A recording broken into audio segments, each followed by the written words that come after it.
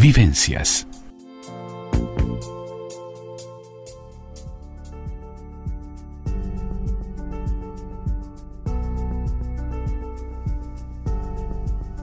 Vida Sana, la columna del doctor Ricardo Velasco en Vivencias.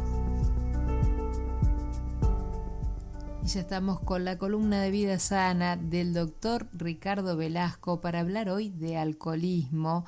El alcohol, esta sustancia psicoactiva, cuyo abuso crónico produce dependencia física, pudiendo repercutir en el sistema nervioso, en el hígado, además de causar problemas a nivel familiar o social. Y al ser un producto de consumo admitido, muchas veces el problema del alcoholismo no es sencillo de detectar y se oculta en el consumo obsesivo sin llegar a desenmascarar el verdadero problema que es la existencia de una persona alcohólica. Muy buenas tardes, Ricardo, muy bienvenido. Muy buenas tardes. Como siempre tuve la presentación impecable porque el alcohol junto con el tabaco son las dos drogas más consumidas habitualmente y socialmente medianamente aceptadas. No olvidemos que son dos drogas, por lo tanto, cualquiera de las dos provocan todos los elementos de una droga, la adicción, la dependencia, tiene un síndrome de abstinencia, o sea, cuando pretendemos cortar su consumo, protagonizamos un síndrome de abstinencia, lo cual muchas veces nos lleva a muchos trastornos físicos. Y a veces no está del todo estudiado o no le damos la importancia que deberíamos, ¿verdad? Claro, creo yo que es una adicción como tantas, ¿no? Difíciles de darnos cuenta que somos personas dependientes, o sea, quizás cuando la persona se da cuenta que tiene la adicción al alcohol o la dependencia al alcohol, es cuando ya está en un grado avanzado. No sé cómo es, cómo sucede esto. No, mira, acá hay que determinar primer cosa, cuál es el consumo de un trago, lo habitual o lo socialmente admitido, porque el alcohol está en nuestra sociedad, está admitido de alguna manera en una reunión, sin alcohol prácticamente no se concibe. Se puede hacer perfectamente, pero ya nuestra sociedad lo tiene admitido y está allí adentro, ¿verdad? Claro. Entonces, aquellas personas que tienen necesidad de consumir un consumo diario más de 355 centímetros, por ejemplo, de cerveza, o sea, una cerveza de 300, una latita de esas, las latitas grandes son 350 más o menos, una medida de whisky, 2 copas de vino diarias, ese es el consumo admitido, habitual, que se considera un trago. Todo lo que lleve por encima de eso, ya estamos teniendo... A ver, pero te quiero entender, a ver, porque me mezclaste varias cosas. A ver, Ricardo, vamos a rebobinar. Medidas porque, ¿cómo medimos el consumo? ¿Cómo medimos? Pero sumamos, te quiero preguntar, ¿sumamos la cerveza, el vino y el whisky? ¿Todo eso se puede sumar? O sea, aquella persona que consume, por ejemplo, hasta 350 centímetros de cerveza en el día, o 2 copas de vino, o una medida de whisky. Pero estás diciendo no sumamos todo esto porque ya el combo se haría bastante grande. No, por eso, es decir, porque ¿cuál es la medida? La medida habitual, el consumidor social, es aquel que se toma como con una cervecita, ¿verdad? Como con una copa de vino, ¿verdad? Almuerzo y ceno con una copa de vino. Me tomo un whisky en el día. Sí. ¿Viste? Una cosa o la otra, ¿verdad? No la sumatoria de todas. Claro, por eso te preguntaba. Y creo que la dificultad comienza cuando la persona se empieza a dar cuenta que no puede prescindir de esa copa de vino o de esa medida de whisky o de esa cervecita. Pongámosle lo que quieras, no sé, la bebida que sea, pero cuando ya es como una necesidad, creo que ahí es cuando tendríamos que al menos alertarnos, ¿no? Claro, bueno, ahí está donde una cosa es el consumo social, aquello que como con una copita de vino porque es digestivo, porque el vino tinto es sano, porque me protege el corazón, los taninos son sanos, o sea, una cosa es la parte de salud, que el alcohol nunca en realidad va a ser sano, pero sí tiene algún componente, y sobre todo los vinos tintos, de cardioprotección. En esa medida, vamos a Claro. entendernos. Ahora, cuando yo, debido a ese desarrollo, y acá hay muchas cosas que, como en la medicina, que hay que tener en cuenta. La edad del comienzo del consumo del alcohol. Es Siempre preocupante, cada tratemos vez de que sea comienzan más jóvenes. Esto es claro, algo que cada vez. preocupa a nivel mundial, ¿no? Eso es lo que está alarmando. Una cosa es el consumo antes de los 18 años o después de los 18 años, cuando el hígado ya está formado, cuando el desarrollo ya se ha completado. Una cosa es el consumo en niños adolescentes. Ojo, Ujú. que hay niños también que consumen alcohol. Sí, Entonces las lesiones, la dependencia, todas las carencias y los deterioros que nos van provocando, sea en distintos, porque el alcohol no deja de ser una droga, no deja de ser un tóxico, no deja de ser un sedante, es un irritante gástrico, ahora, ¿verdad? acá voy a hacer me parece que esto que te pregunto, porque hay algún padre por ahí que dice, bueno, una cervecita no le hace mal a nadie. De pronto están hablando de chicos menores de edad. Eh, ya hablemos que los menores de edad no deberían consumir alcohol, o sea, ya no se les permite la venta de alcohol, por algo es, por No esto que tú solo estás no se diciendo. permiten la venta, sino que las empresas que producen las bebidas alcohólicas por responsabilidad social y empresarial, pero sobre todo para cuidar su público, que es el consumidor, tratan de hacer campañas de que no beban, que no se les venda ni que de ninguno el consumo a menores de 18 años, Claro, porque a menores de 18 años es un tóxico que están recibiendo, porque claro, su etapa formativa, su etapa de crecimiento y de maduración hace que sea un tóxico, ¿verdad? claro. Y eso es importante, o sea, las empresas mismas que lo producen ya alertan sobre el consumo es para mayores de 18 años, no solo la legislación, no solo el Estado, o sea, todos. Entonces, en eso no hay que ser condescendientes, siempre hemos dicho que nosotros negociamos todo, ¿verdad? Claro, claro, En sí, un sí. paciente, pero en un menor, el alcohol cero es alcohol cero. Alcohol cero. Eso no es Ricardo, me negociable. gustaría preguntarte porque estamos viviendo, nunca podemos dejar de lado y aislarnos de la pandemia porque es lo que nos toca vivir, un año muy difícil y quizás, y creo que esto es pertinente en el programa de hoy, ver qué está pasando con el tema del alcohol, si el alcohol no es una ayuda para mucha gente que ve en él una forma de desinhibirse, de poder dormir mejor, un aliado para llevar adelante la pandemia. Y esto creo que nos debe preocupar si es así, ¿no? Claro, en realidad, si lo buscamos como escape de la angustia, porque es la forma que tenemos de pasar mejor, también es un depresor, o sea, nos va a ayudar en principio aparentemente en un descanso. En Ujú. las primeras etapas, como nos desinhibe, nos vamos a sentir mejor, lo que yo te decía en una reunión, Claro, todo el mundo se toma un poco de alcohol y se siente más desinhibido, se siente más socialmente mejor, ¿verdad? Entonces es donde el consumo de alguna manera lo tenemos más admitido, pero claro. pensemos en que la gente está encerrada, está angustiada, toma alcohol, es un depresor y tiende a las enfermedades psíquicas y psiquiátricas a descompensarlas. Es factor de descompensación de psicosis, es un factor que nos lleva a una depresión, el consumo habitual y continuado, porque además lo que hablamos ahora es una cosa o la otra. Los consumidores de alcohol habituales van empezando y consumen una cosa más la otra. O Y sea, yo te iba a decir, puede ser el también alcohol la va a puerta, consumir el consumo de alcohol, la apertura al consumo de otras drogas también. no solo, además de otras drogas y de alcohol en distintas formas, de cantidades crecientes de alcohol, este, Claro. y de por supuesto también lleva el factor porque quieren encontrar esa ansiedad que cuando se va pasando el efecto le está generando, le lleva a que consuma mayor cantidad y después que empiecen a asociar con otras drogas. Ese es el tema. O sea, los temas es un camino que empieza a hacerse sin retorno y que es como que vamos alimentando un círculo vicioso. Que el Claro. consumo, vamos necesitando cada vez más consumo y asociarlo con otras cosas para lograr esa sensación de placentero o de tranquilidad o de paz que nos da, que es lo que estamos buscando en definitiva, ¿no?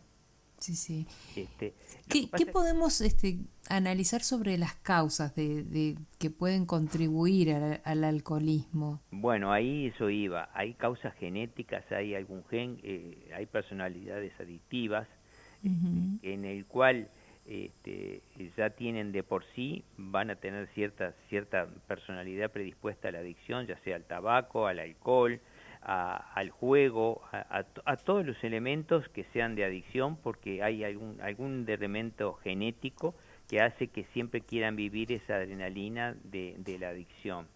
Después hay otra cosa que son los ejemplos educativos, muchas veces aquello equivocado. Yo lo convido porque está bien que empiece a tomar en casa Ujú. y entonces ven como modelo de copia de familiares que empiezan a tomar alcohol o Claro. ejemplos de alcohólicos en la familia, Ujú. que muchas veces también es el ejemplo que han tenido y es donde es la imitación. Y eso genéticamente, el hijo de un alcohólico puede heredar esos mismos problemas también? No sabemos si se hereda, sí se ha comprobado que en altísimo porcentaje se encuentra algún gen en común que tienen activado los que son alcohólicos. Es Ujú. decir, familiar de alcohólico, sí, las lesiones, por ejemplo, que si el niño, por ejemplo, si la madre es alcohólica, el bebé en la gestación va a tener menos peso, va a ser tendencia a hipoglicemias y puede tener algún gen alterado ya desde su nacimiento. Por encima de que si es una gran consumidora puede hacer un síndrome de abstinencia en el nacimiento. O Claro. sea, son todas malas. En el caso de cuando es más precoz el inicio del consumo o el consumo de una gestante, las lesiones son más precoces y más graves además. Claro. Eh, Eh, ¿Cuándo, cuáles son los síntomas que un poco lo veníamos hablando también del alcoholismo? ¿Cómo se puede detectar que una persona, ya podemos decir, es alcohólica? ¿Cómo lo detectamos esto? bueno, ahí hay variables personales a cada persona. Es decir, de acuerdo a las edades, de acuerdo a la entidad, de acuerdo al grupo social, es decir, pero la base son cambios de hábitos. Empieza un cambio de carácter, empieza Ujú. una falta de concentración, empieza una idea de empezar a tratar de consumir habitualmente el alcohol, y aquí es Sí, donde las diferencias económicas pueden estar, porque la necesidad de consumir lleva que a veces tengamos, como en el caso de algunas otras drogas, ¿verdad? sí, La necesidad es consumir, no importa lo que sea y no importa lo que tenga que pagar para eso. claro. Entonces, el llegar al consumo nos va a llevar cambios de conducta, problemas familiares, falta de concentración, trastornos del sueño, trastornos de carácter, baja concentración a nivel laboral o a nivel de estudiantes. Claro. Es Y decir, capaz vemos que un también cambio. agresividad. Por supuesto, la agresividad, el insomnio, Ujú. porque son todos elementos que nos van dando, porque entramos a ser una figura psiquiátrica, ¿verdad? Entramos en Claro, una depresión que nos lleva a todos esos cambios y llegado el momento nos puede desencadenar también una psicosis. Si la tenemos en ciernes, puede ser un factor de claro, desencadenante de una psicosis. O claro. sea, no es un enemigo. A veces nosotros decimos, y cuando uno conversa con un paciente alcohólico, dice, yo lo manejo, yo puedo dejar de tomar el día que quiero, lo que pasa que no quiero, yo lo manejo, el día que no puedo, no tomo, ¿y cuánto hace? Que empecé a interrogarlo, un día, por ejemplo, en su día, cuánto consume, cuánto come, y te empieza a relatar, y él mismo empieza a tomar conciencia de que lo mismo dejan de comer, pero no de tomar, porque Claro. la prioridad es tomar, ¿verdad? Y entonces, Sí, supongo que como toda adicción, necesita para dejar, para solucionarlo de un tratamiento específico médico, ¿no?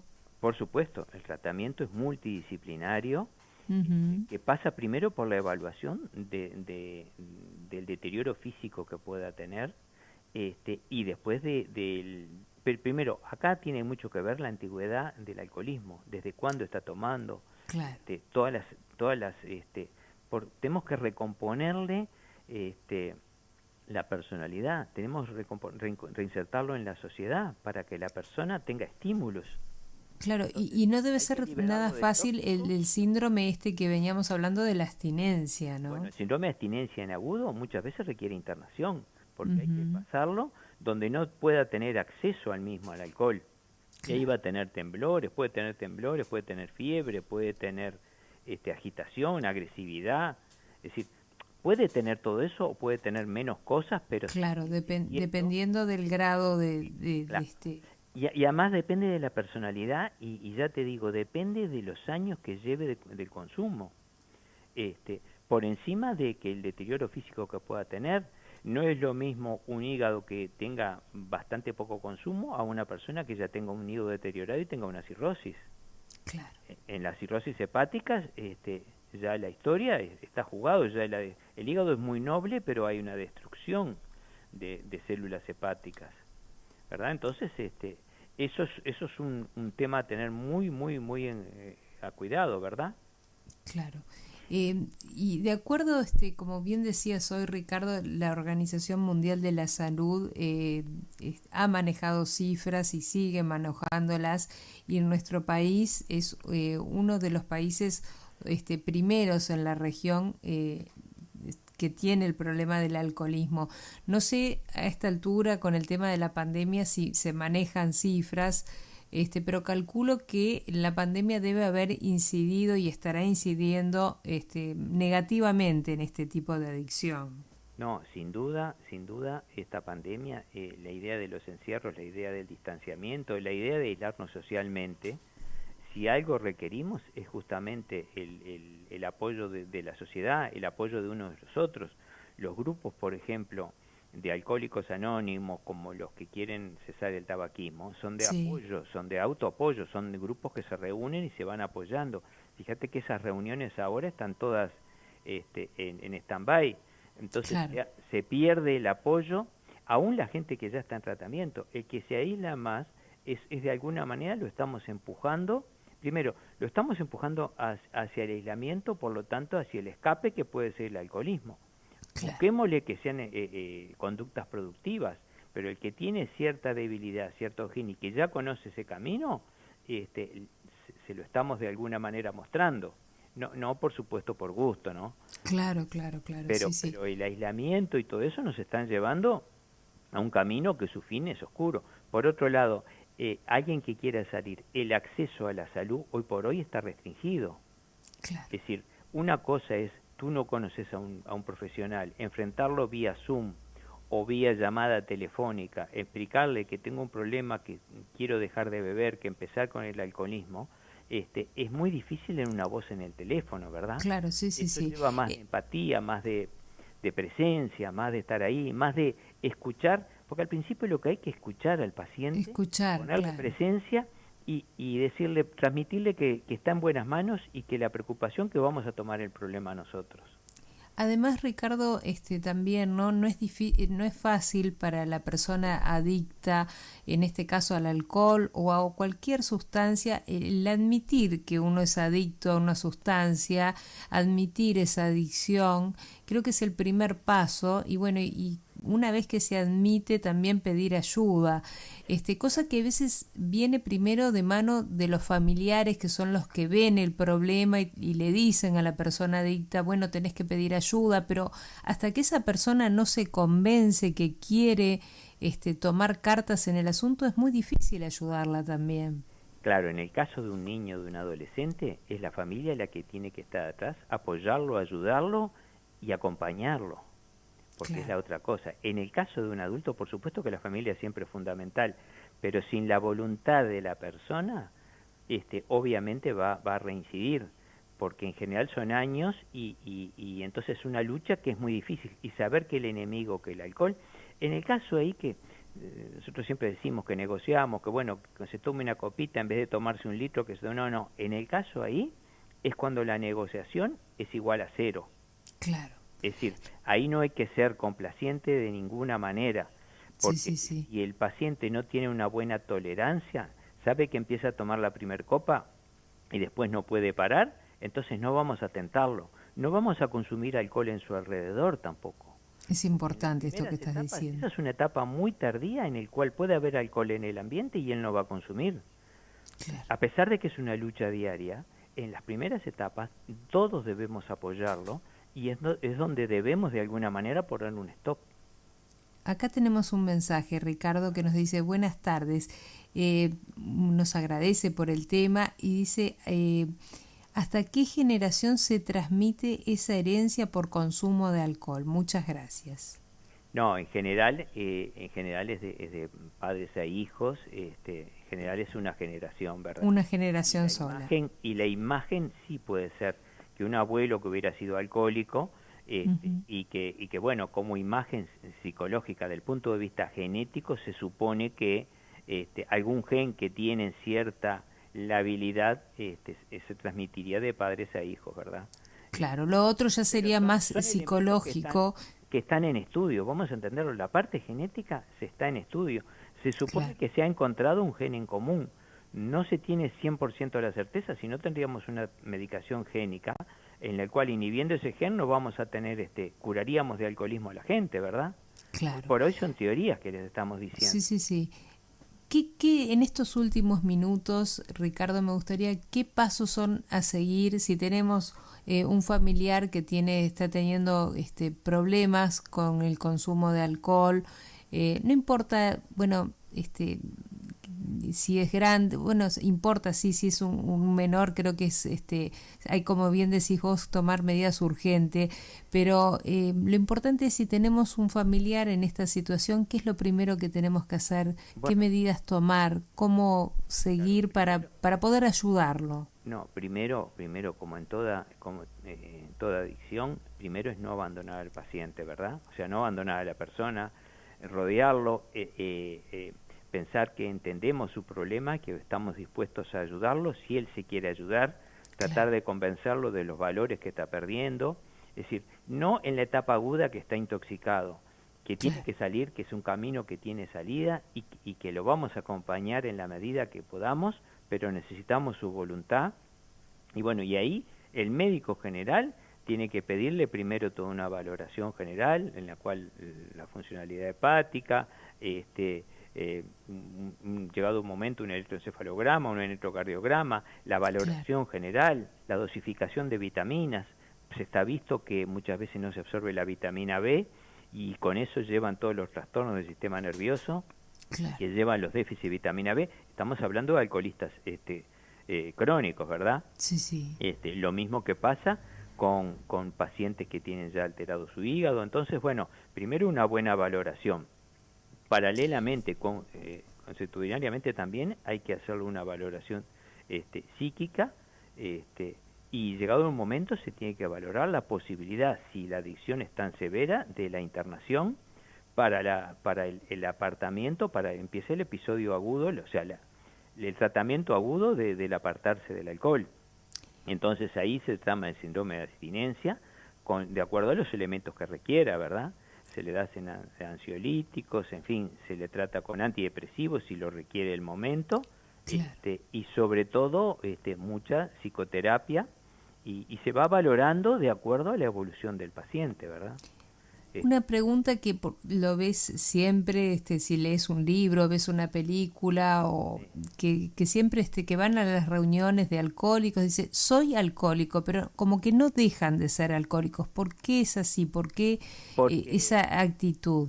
Porque la adicción está en su genética. Entonces, es una personalidad adictiva. Soy un adicto, soy un alcohólico, pero puedo ser un ludópata. Claro.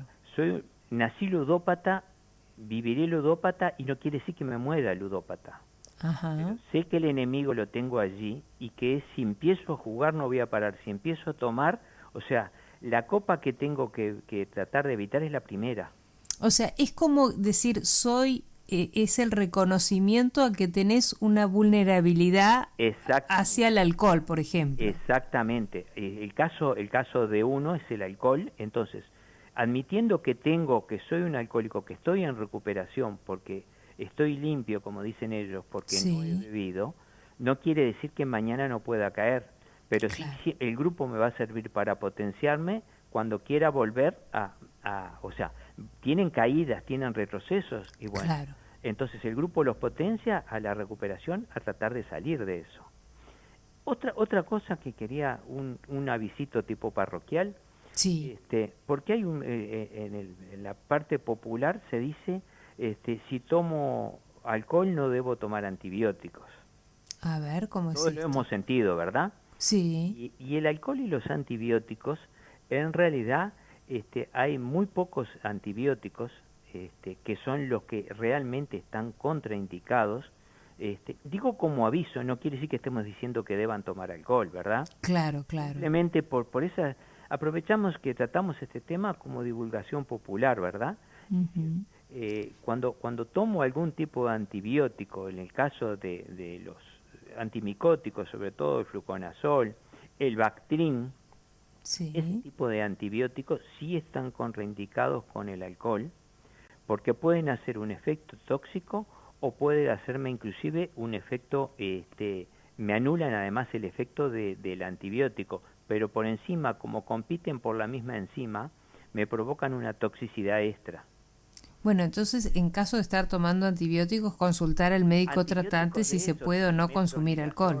metronidazol, el caso del metronidazol, el Fragil, el Bactrim, en fin, ese tipo de antibióticos está contraindicado absolutamente.